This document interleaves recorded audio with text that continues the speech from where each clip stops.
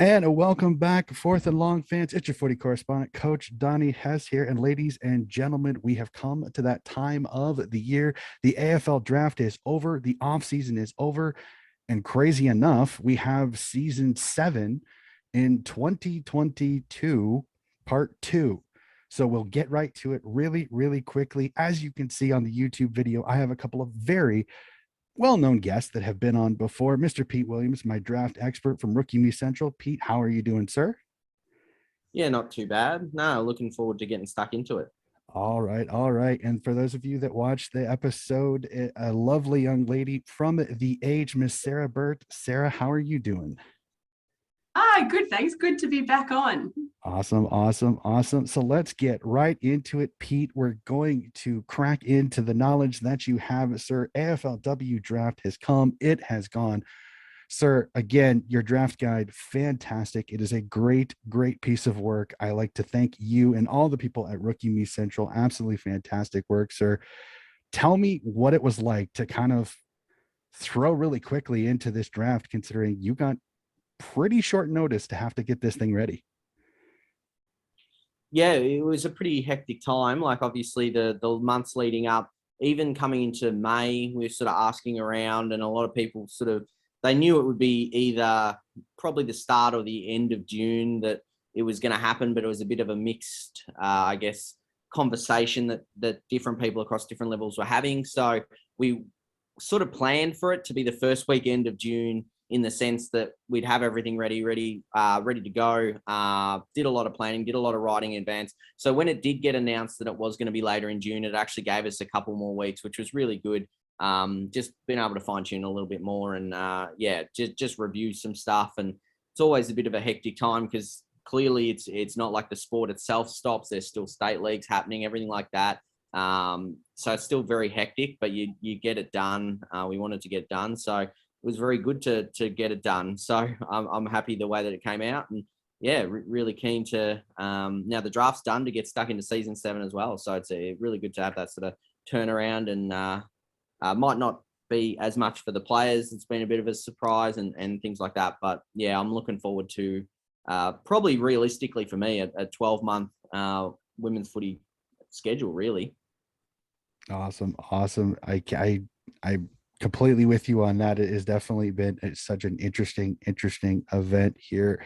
Really quickly, let's just jump into it. 4 new teams, 4 expansion teams.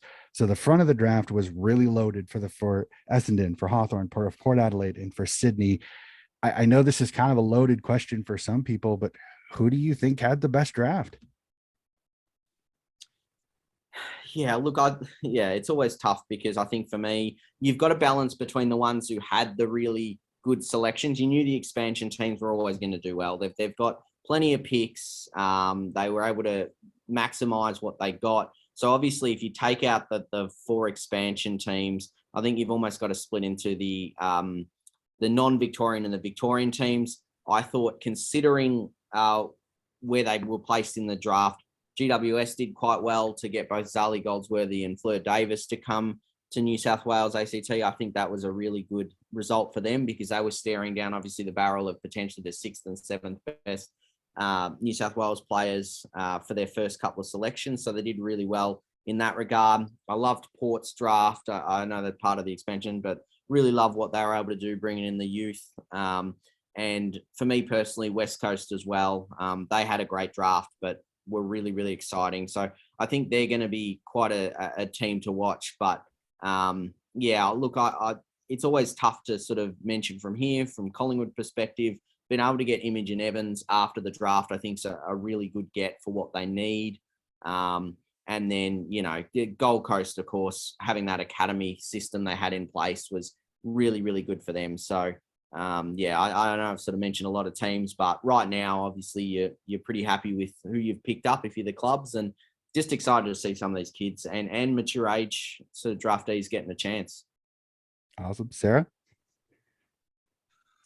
Yeah, I'm excited about, I think Pete's far more versed in this research than I am, definitely, from what he said, but I'm really excited about Essendon, actually. I think they've done really well getting Bonnie too good, and obviously Prasparkas, that's been as a Blues fan, that was a kick in the guts. But I think, and I'm sure for Doggies fans too, losing Bonnie, but I think that they are going to be really, really crucial to that expansion side, because they do have quite a few really young players. So that's going to be really interesting, I think. As Pete said, the expansion sides, Hawthorn, they've got Caitlin Ashmore, sorry. That's going to be really fantastic in terms of bringing experience to the side, I think. But I'm actually feeling quite positive about the Tigers this season. They've remained, I think, sort of relatively untouched compared to some other teams that were essentially sort of, I don't like using the word gutted, but I guess that's sort of the word we run with during draft and trade. But they were doing really well comparatively to how they have in the past. And I think it'll be really exciting to see where the Tigers go this season. Yeah, it'll be really, really fascinating. Sarah, do you have any questions for Pete on the draft? Anything that's kind of you thought about? Yeah, well, I've got 1,000,001 questions. How much time do you have? I'll let you go and we can bounce back and forth. How about that? For sure. Well, I'd be interested to hear, Pete, what your thoughts are on the North Melbourne lineup. Yeah, North Melbourne, look, I always feel like they're going to be a real good chance. They've obviously lost a couple of key players, bit of speed on the outside. I loved the Taylor Gatt selection. I thought she was going to be a sort of top 20 pick. And like to lose Caitlin Ashmore and then get her straight in, I think that she's someone who can not necessarily play round one. She might compete for it. But she was a player who, and I know if I sort of use this, everyone will sort of understand what I'm sort of saying. You'd watch her and you'd think she's had 15 to 20 touches and she's had 7 or 8. Like every touch she gets is impactful. Like she runs, she takes it on. She'll normally have like 9, 10 touches and 7 of them will be inside 50. So I think she's going to be someone who's a really high upside player, someone who's really exciting. And I think that's the sort of theme they went with their draft. They kind of went with players that have some long-term appeal. They obviously got the mature ages who are only a year or two out of the system. Sophia McCarthy came through the Bush Rangers and Grace Matzer came through Gippsland Power. Both have applied their trade at VFLW level, so they've got that extra experience. They may be a little bit less experienced than some of the other key tools that might come into the system, but they've got long-term approach. They're, able, McCarthy particularly able to mark overhead. She's a good converter on goal. And then Grace Matzer, of course, can roll through the ruck. And she's got a high endurance base. She's able to impact games. So she can actually find a bit of the footy when she's able to get involved. So quite liked her. And Cassie Mailer was one of my favourites. She was someone who was right up there with Keely Skepper at under 16s level. She was one of the best on ground at Big Country for that under 16s game they played at Avalon a few years back. And then obviously Skepper won the MVP this year. Mailer perhaps sort of faded into the background only purely because she broke her leg in her bottom age year. So she missed all of last year, came back this year, had a really consistent season. She's one of those players that just ticks a lot of boxes. She's pretty handy, both hand and foot. She can play. She's played half back, half forward, and through the midfield. So she's someone who just fills a lot of gaps. So I think that she's someone who's going to be able to plug a hole when required. And Charlie Granville's one who caught the eye midway through the season. And each year you've got players who, when they get chosen for their representative teams, there's others that stand up. And Charlie was one of those that actually stood up whilst the other players were away. And she actually continued that form when they returned. So she's a player that might be a little bit away, but she's got some really good footy IQ, really good marking, things like that. And that's the kind of thing that you look for when others are away. You're like, who can step up? And are they stepping up purely because someone has to win the ball, or do they have something that they can offer even when they return? And Charlie was one of those that definitely did that you could see that had that natural ability. And through others going out, she got more opportunity and then was able to continue that form. So I think from a North perspective, they're players that might not be in necessarily round one. Some of them might be, but I think for North fans, it's more about long-term, which is perhaps something a bit different because we know how they came into the league. They were ready to go around like from sort of day dot. And I think now they've sort of understood getting those a bit more youth into the club. They've been getting it bit by bit, but this draft, they've gone, okay, let's get some players in that are long-term players. So I think they've been able to do that and address a lot of positional needs as well that they've lost through the off-season. Awesome. I got to ask this. I'm one of those, I love a great story. And you know this, Pete, I always like to ask some fun ones. And I think anybody that watched the draft coverage had to be enamored with the Wakeford twins. So I gotta ask this right off the bat. I know, unfortunately, with Lauren, she's got the ACL injury, but with Zoe, are they similar players at all, or is this going to be one of those where one plays one position and one plays another? Just a little bit of information on Zoe. Yeah, no, they're not the same player at all, really. It's quite bizarre, although it was confusing at first, because when you first watched it and they'd call out Wackfer on the screen, you're like, hang on a second, like, you know, you could tell it was a Wackfer, but you're a bit confused until you saw the photos, because she sort of started a little bit later into the season, a few rounds in. She actually played in defence to start with, and then moved further up the ground. She's played a bit of wing, even at times rolled into the forward line, but she hasn't really been that ruck that Lauren has been, where Lauren's the ruck that will then rest forward, where Zoe's actually played more behind the ball and then spent time up the ground. So she's athletic. She's got the same athleticism, one of the best athletes going around. And I think at 177 centimetres, you've got that upside. I think along with it being such a great story, I sort of said this to a West Coast fan, because I think a lot of people, well, obviously everyone, including Zoe herself, wasn't expecting it. But I think it's more, they've looked at the progression that Lauren has taken in the last couple of years. And while Zoe's a bit behind that, because obviously Lauren being in the AFLW Academy, Zoe's a little bit behind that. But I think they're sort of hoping that she takes that same progression. Like in her first season this year, she definitely improved from someone who was a bit raw to someone who's, you can see she's got a bit of talent. She's obviously got the athleticism. And I think they've taken that punt going, well, if she can become as good as Lauren, and it might be a year or whatever away, 2 years away, then suddenly we've got two players that are, first round prospects. So it's a bit of a punt, but at the same time, like, she's obviously comes from the same family, same bloodlines, like really good athleticism. So I think that's what they've sort of looked at there. Awesome. Sarah, you got another one? Another question. Yeah, sorry, I thought you were asking about the Wackfer twins. That was fantastic. I do have another question.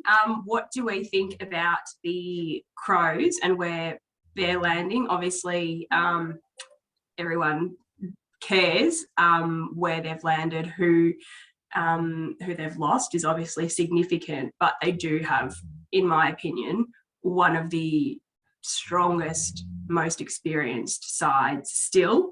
So how do you think that their significant losses is going to affect their chances again this year?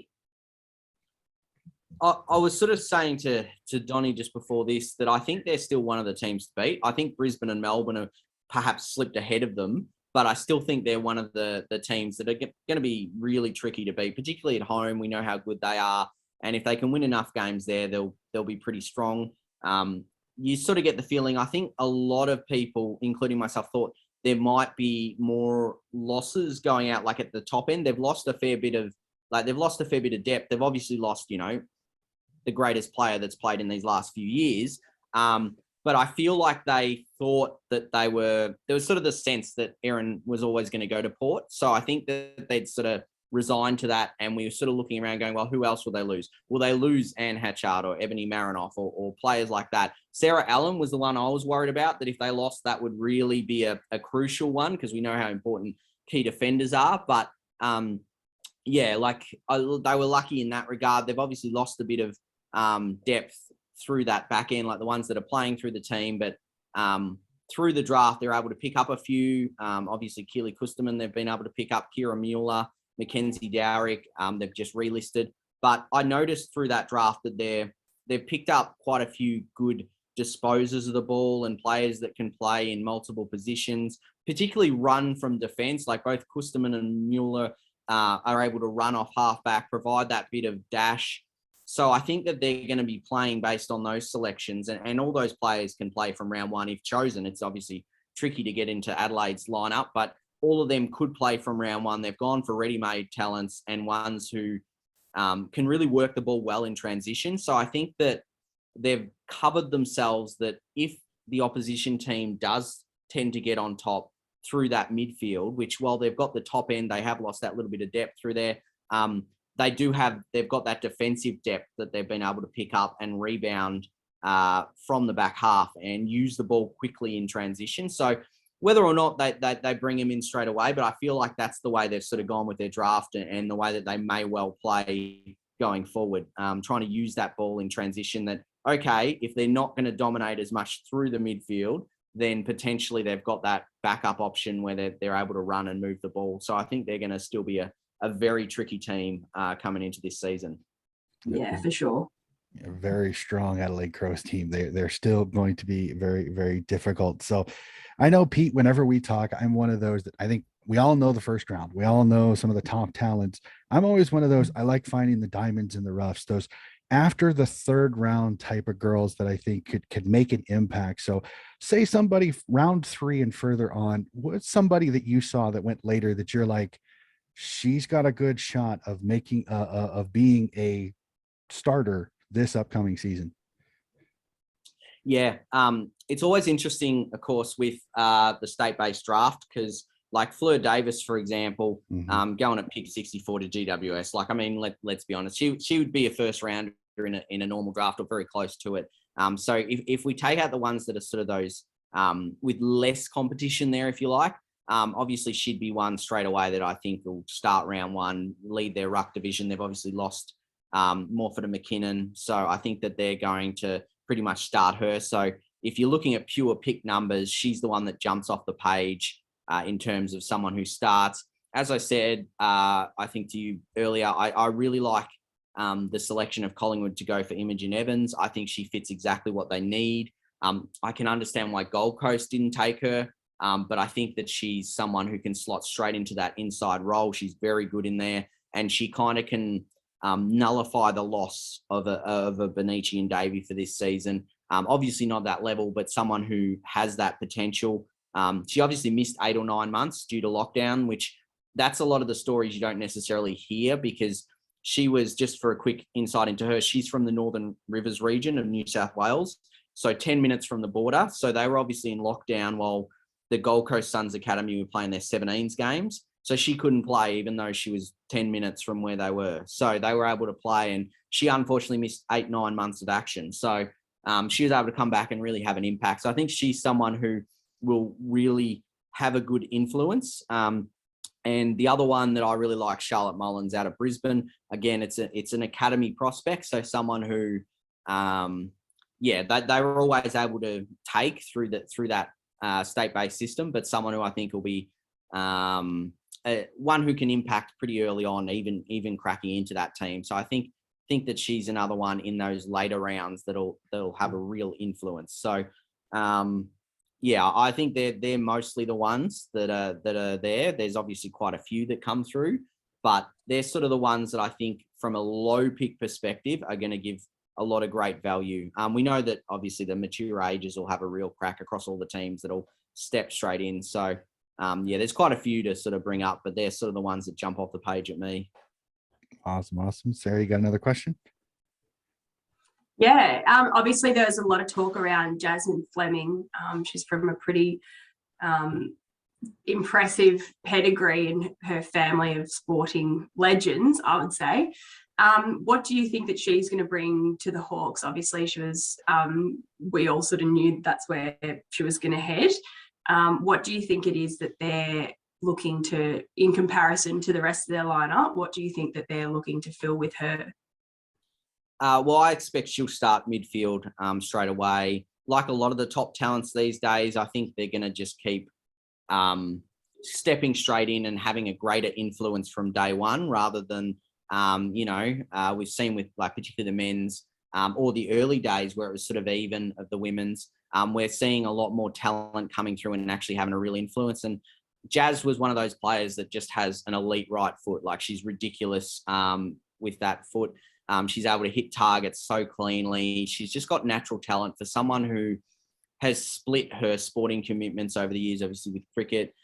She's someone who just has natural ability. She's really good in the stoppages, able to break away. She's got that breakaway speed. She only played the 3 games last year in her bottom age year. Didn't get to play Vic Metro. She was a bit late onto the scene and still played a lot of cricket, so she missed a lot of footy. But even in those 3 games, like, she had over 20 touches and was really influential. And you just sort of looked at her, and the more you looked at her highlights and the way she played, the more you realize she's going to be a really top talent this year. And she certainly showed that throughout the year. Like, from the start, she was someone who influenced games for the Chargers. They didn't quite have the same depth they did the year before. They were quite a young side, obviously coming off a flag too, and had a few drafted. But she was one of those that just stepped up throughout the entire year. So I think she's going to be one that a lot of players see bursting out of a stoppage, hitting targets going forward with that right foot. And it's going to be tricky to stop her because of that breakaway speed. So I think there are ways to do it, but I think that she's someone that, can certainly influence that way. And she has spent time up forward too, so she can rest there and potentially hit the scoreboard. So, but she's definitely that player that if you're an inside midfielder, you give it to her to kick inside 50 because she's just got that lovely right foot. She can hit targets and weigh up her kicks really well. Very, very skillful player. Awesome. That's and I loved her story. The fact that her father is a cricketer and all that stuff. That was an incredible story, and I'm so happy for her. So anybody that's listened to this podcast, they know I am a diehard Swans fan. So I am super, super excited about the Swans starting this year. So, and we kind of discussed this before we hopped on to on Mike, is the Swans kind of pulled a coup. They get Sophia Hurley and Montana Ham, 2 of the top girls from Victoria, to come up to New South Wales. So for the Swans fans that are listening to this, tell us how much of a kind of a coup was this for New South Wales to get Montana Ham and Hurley up there, and what players should we expect stepping on? Because we know Montana Ham was talked about as the #1 overall, no matter if she would have stayed in Victoria or gone up to New South Wales. Yeah, it would have been interesting. A lot of people think she could have gone to Hawthorn. I still feel that Hawthorn might have gone with Jazz Fleming purely for the story. They're both incredible players in different ways. Like, you can't really say one is clearly better than the other. Jazz Fleming's one of the best kicks in the draft. Montana is one of the best contested marks in the draft. So you're really coming out whether you've got that balanced midfielder with the speed and the skill, or the really inside midfielder forward who's so strong, like just powers her way through stoppages. And she's one of those players that can just impact games in a quarter as well. Like, she almost got Vic Metro over the line against SA in that final game down at Avalon. So she's just got that real high impact. So I think that for me, for her to go to Sydney, she's clearly deserving of the #1 pick. She's someone that, has a lot of upside still to come. I think the one thing with Montana, and she's quite open with that, is that sort of kicking, being able to have more influence with her kicking going forward. But because she did at the start of the season, she tended to bomb out of the stoppages a bit, but she'd travel at 55 meters. So in many ways, you're like, all right, it might go to the opposition, but it's already in the forward pocket or something like that. So she was very influential still, despite that. And what she did is something that a lot of players don't necessarily have the nous to do when they're in their junior years. She started recognizing, okay, so this is what I do well, this is what I don't do as well. What she was doing was she was actually bursting through the stoppages and handballing to teammates who'd got free. Because what happened was everyone was so aware of what she could do, they wanted to try and stem her flow. But rather than her winning it and bombing it on the boot, she was understanding that players were coming to her, trying to stop her from having that powerful burst. So she'd win it and give the ball off to a teammate that was then free because her opponent had suddenly gone over to Montana. So then she started influencing in a different way, lifting her handball numbers, and she was clean in there, strong. So she started influencing the game in a different way. And then she'd go forward, and though she didn't kick a goal in the NAB League Girls, I think she kicked 11 behinds in the end. She was a bit unlucky. She was able to kick a few goals in the championships and actually play as a tall forward. So I think the fact that she changed her game throughout the season to reflect, she knew what her strengths were, what she needed to improve on, and more importantly, how she could influence a game best with what she had. And she certainly did that. So it's full credit to her to be able to understand that and change the way she sort of played mid-season to have an even greater impact. Awesome. Awesome. Sarah, your next question? Yeah, well, I wanted to ask about Zali Goldsworthy. I know we mentioned her earlier. She was a junior Matilda, and I actually spoke to her this week for a piece, and it was interesting to hear that she had, she's from a family of, she's got 2 siblings that both have played really high level sport as well. So I suppose the appeal for Zali is that she's got a professional sporting background already, more than a lot of kids her age, but also is used to traveling. She's going to be in year 12. Well, sorry, she is in year 12, but still will be when the season starts, and isn't actually going to be moving to train with GWS the entire time. She's just going to be traveling back and forth when she can. How do you think that's going to affect GWS? Obviously a really exciting pick for them, but she's going to have to manage her time a lot like that. Do you think that the experience that she's got in that professional environment will assist with that? Because there's a few of them like that. Yeah, no, exactly. And Montana too is another one that's flying up and back at different times. And yeah, it just makes it really tricky. I think for Zali, it's interesting because I think that the fact that she's already played, as you said, with those young Matildas and been able to play at different sports. Because I know when I first spoke to her earlier in the year, she was kind of described herself as just a country kid who sort of grew up playing a lot of sports, but she's obviously played pretty high level at multiple sports because she's obviously got involved in cricket as well. And she's kind of one of those players that's just good at everything. Like, she's such a great kid, but, you know, personally, like, why do you have to be good at everything? Like that kind of thing. But she just is. And she's one of those players that I think is able to balance it really well. She's really level-headed. Like, you chat to her, she knows what she wants. She knows what she wants to do. She's quite humble. She's one player that I know when she won the Allies MVP, she sort of looked a bit shocked because even though she'd played well, she thought she could play better and she hadn't played to her standard. So she holds herself to a really high regard in that sense. So I think from her, she's someone who has that experience, as you said, as a young age compared to others, but she's also someone who almost grades herself more so than others might at that age. So she's very mature. She's obviously had to do a lot of traveling from that Albury region. She was someone who was initially going to pick Victoria, but then opted for the New South Wales ACT. You get to be first pick for GWS this year. She gets to travel there. And it's similar kind of areas in terms of distance, but she's always going to have to travel, obviously, from Albury in the same way that the Tassie girls will have to relocate or at least do a lot of travel in that time. So I think she knew regardless she'd have to do a lot of travel. And I guess bringing up season 7 as well is always going to bring up those problems because even for some girls who might only be an hour or 2 away, it's going to be challenging with training and getting to, the club as often as others. So I think it's going to be a real juggling act this year and potentially going forward, depending on how they manage it with the year 12s. But I think for Zali, she's got her head screwed on right, basically. She's quite mature. She knows what she wants. And yeah, I don't have any concerns about her from a personal level because I think speaking to her, she's, really level-headed. She's very mature. And I think that having already had that experience through multiple sports and also traveling, that I think that it won't worry her. And I think for GWS, just having a player of her quality and experience for such a young player will be really, really good. Because no doubt, I think at the start of the off-season that they were probably looking at this going, Sydney are going to have all these high picks. Who are we going to be able to convince? And they did really, really well to try and convince both Zali and Fleur Davis to come down saying, hey, look, Fleur, for example, you lost a couple of rucks. We can play you here. And that was something that really attracted her. And same with Zali, we can play you from round 1. You can come here. You can be this real young star player coming through. You should come join us, like that kind of thing.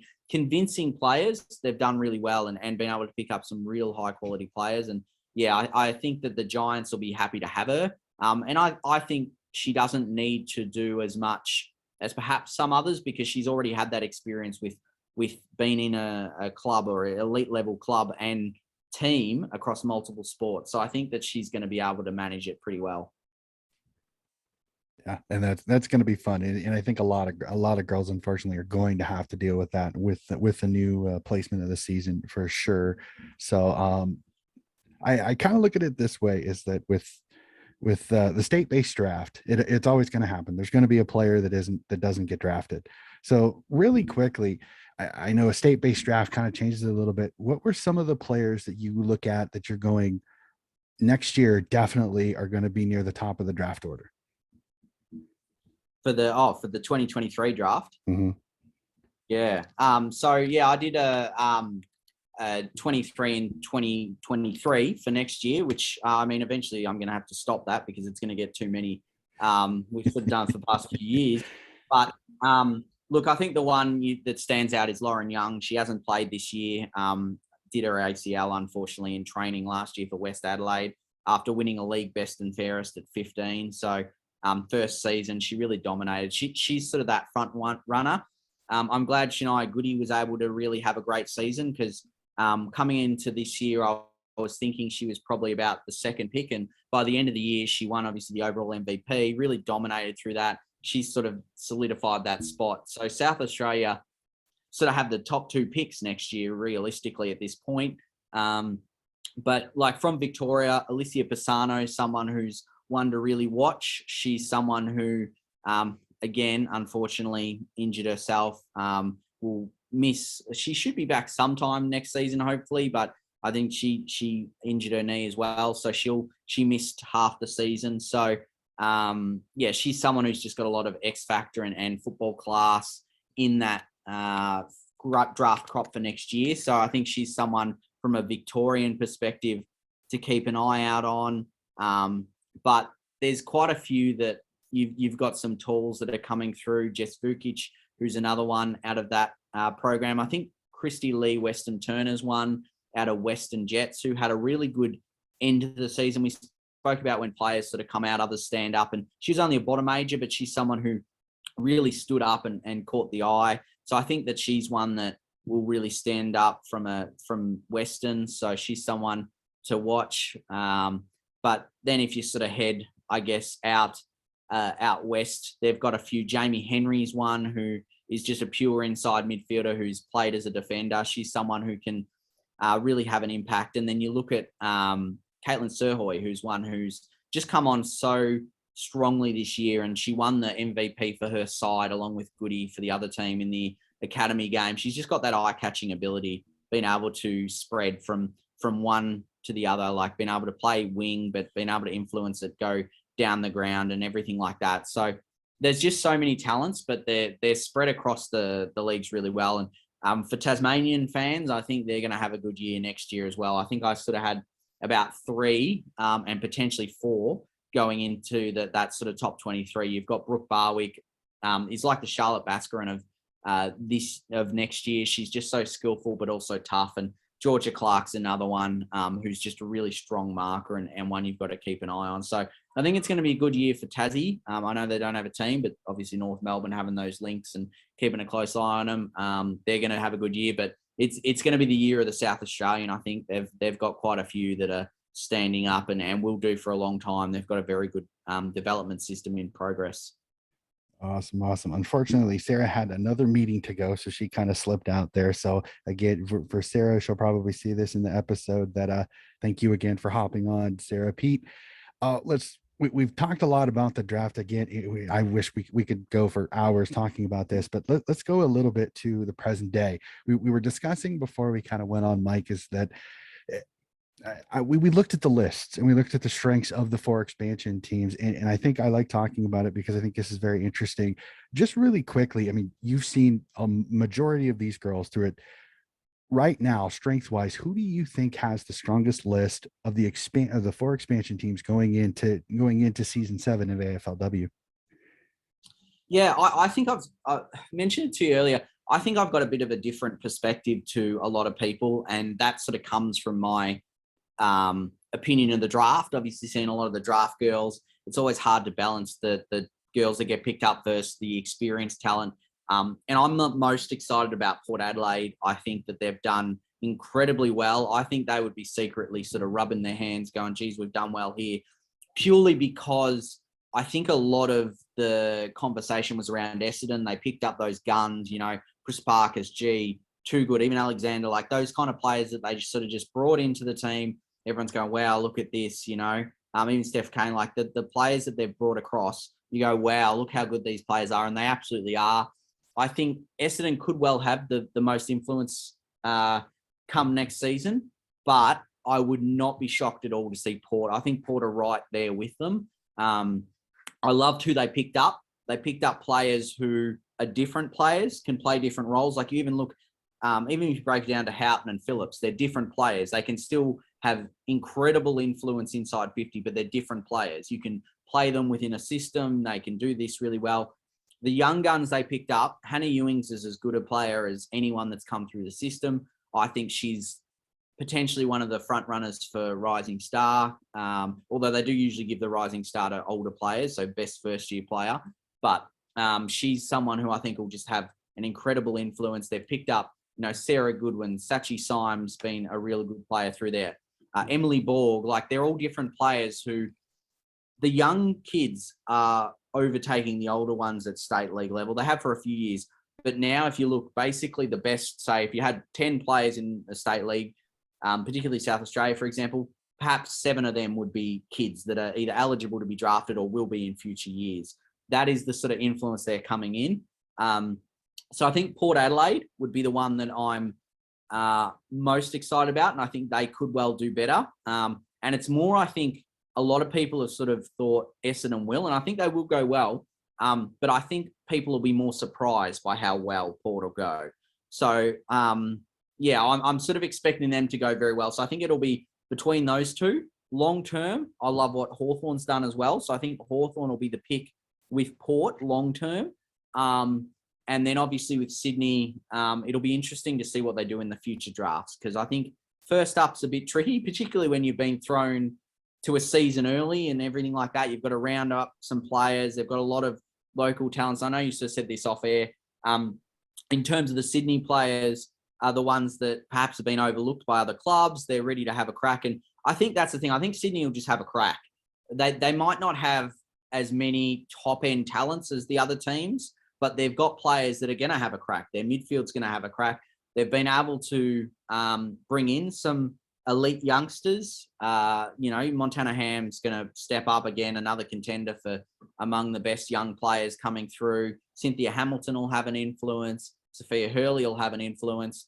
And I think that bit of class that goes with the ones that have a crack, I think it's sometimes the players that can play a role are better for your team than necessarily picking up a heap of star players. Because as we sort of know, champion teams are better than teams with champions, as they sort of say, like often beat them. And I think that's quite true. I don't anticipate Sydney will be too far up the ladder this year. I think that's fair to say. But I think that they'll be really competitive. And I think that's what you've got to look for if you're a Sydney fan. Hope that you're competitive. You'll probably lose based on the fact of that sort of star quality that other teams and existing teams have. But if you can see a bit of excitement, you can see they're having a crack, that's pretty much what you want.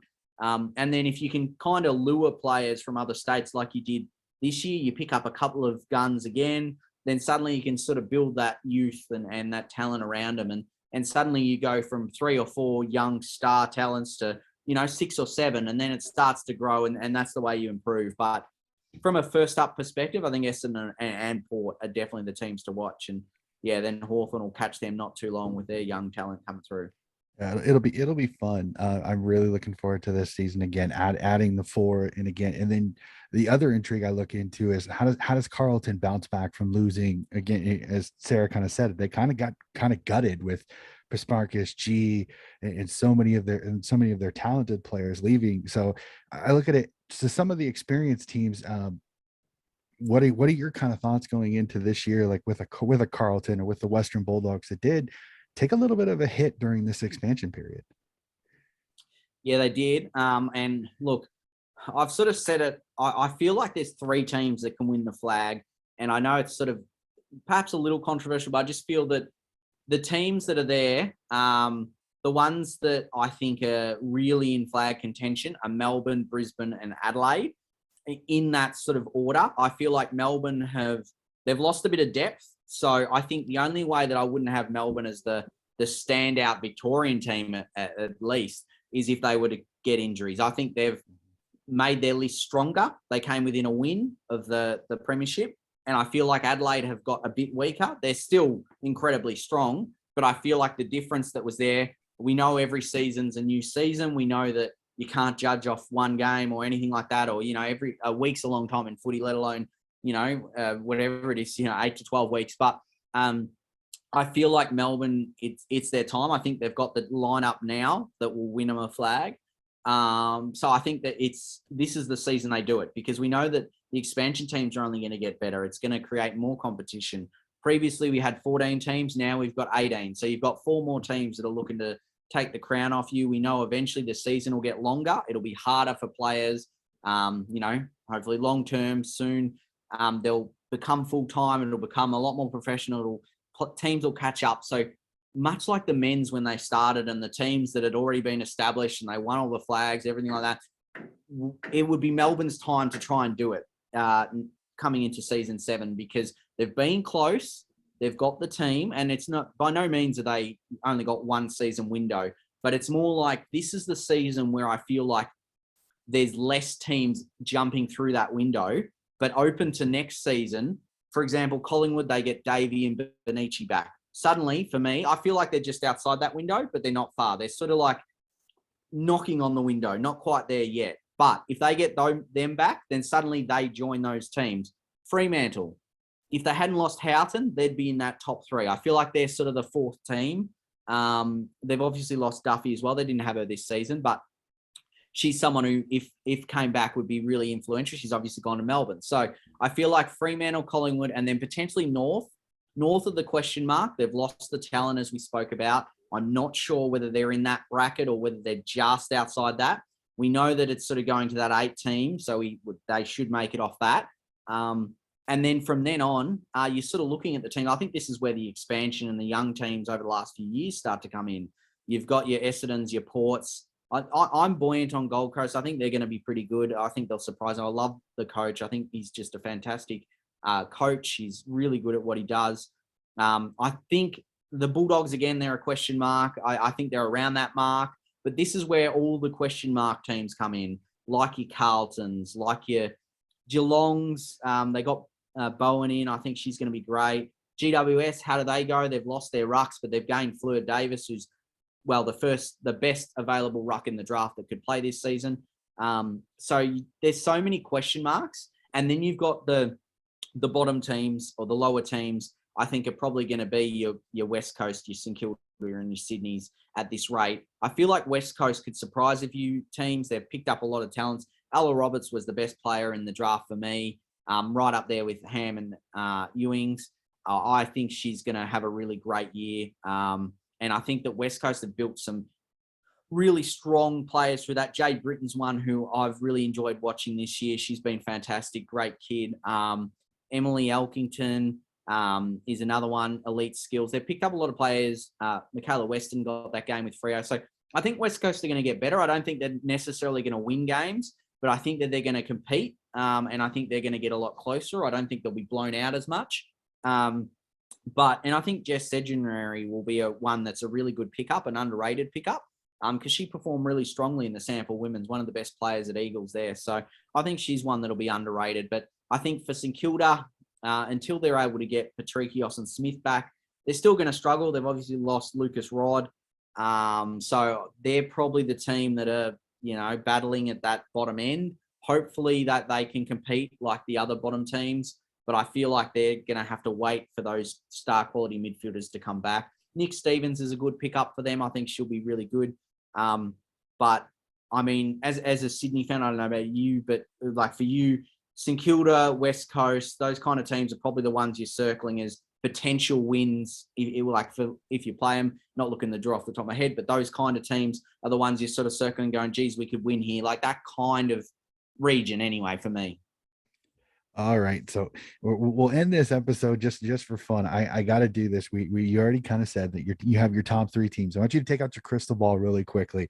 And I know it's a long season, as you said. A week in footy can change everything, but crystal ball yourself here. Who do you think's raising the flag at the end of season 7? Yeah, I think it's going to be Melbourne. I think Melbourne will beat Brisbane. They're the top 2 I've got at the moment. I've been all right with my tips this year. I tipped Adelaide last year, although I sort of feel like I tip them every year because I watch them and I love them. And then I actually tipped the grand final margin, which was pretty handy too. And best on. So I was pretty happy with the grand final prediction. So hopefully I carry that on and I can give one back to Melbourne, given I got Adelaide over the line with the tip. So I'll give one back to Melbourne fans. And yeah, I reckon Melbourne will have it this year. Awesome. I have a hard time disagreeing with you on that one. I know for previous years I said Aaron Phillips is on a team. It's hard to tip against him. So with her being on Port, I may test that particular thought process a little bit this year, especially with Port being an expansion side. So Pete, this has been another awesome conversation. Again, I swear I cannot fool you. No matter what question I throw up, you've always got some kind of answer. Again, your work is fantastic. Everybody at Rookie Me Central, please again relay my thanks to them, because that guide is absolutely fantastic. It is for an American that does not have the access to the NAB leagues or any of the state leagues. This is such a great way for me to kind of learn the girls, how they play, where they're kind of good at. So I want to thank you personally again for that draft guide again. And thank you for all of the work that Rookie Me Central does for me as a footy fan over here in the States. Yeah, no worries. We love doing it, and we're looking forward to, as I said, sort of having that almost 12 month of the women's footy content. It really breaks it up, splitting up the elite level from the junior level. So looking forward to getting stuck into season 7 and then back again for 2023. Awesome. And then again, you know it, I will reach out for you again when the men's draft comes through, because again, you guys do fantastic job. So ladies and gentlemen, this is another Donnie's Disposals AFL draft and off-season review. Again, thank you, Peter, so much for joining me. No worries. Happy to be here. And that will end our episode. Keep track, ladies and gentlemen. Very soon we'll have our pre-season AFL review set up before we get to round 1 later on. This will be Donnie's Disposals. You have a wonderful evening.